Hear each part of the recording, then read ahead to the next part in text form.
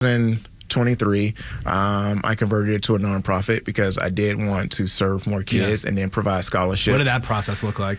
I don't imagine they make it easy to convert these businesses and do these licenses. What did that process look like? At the time, financially, the company organization wasn't in a place where it needed to be. So instead of paying a lawyer, I printed out the paper from the IRS, and it took me about 3 weeks to make sure everything was correct and sent it off.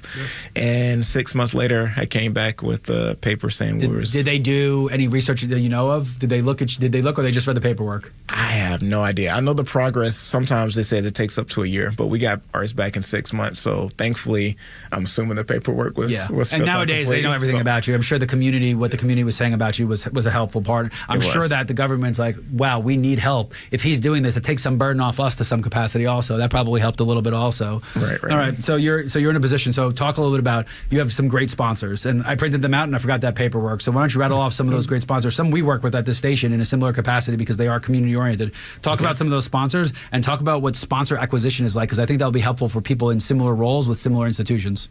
Okay. So one of our sponsors is the city of Roswell. So we're able to use their space and provide program to the kids in the community. Recently, the city of Dunwoody, because we're providing adaptive sports. We're thankful for the Georgia Power Foundation that's able to give us funding, and also the Arthur Blank Foundation, which we're able to thankfully get transportation to transport the kids to field trips and after school and summer camp.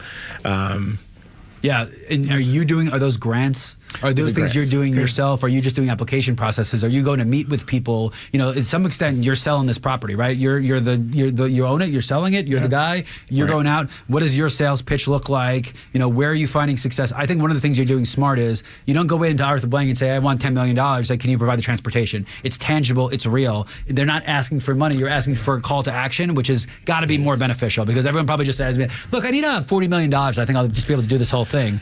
Cool, man. Get out of the office. And there's a lot of great foundations in the city of Atlanta that I think are looking for very specific, executable type programs. So what's that application process look like? Right.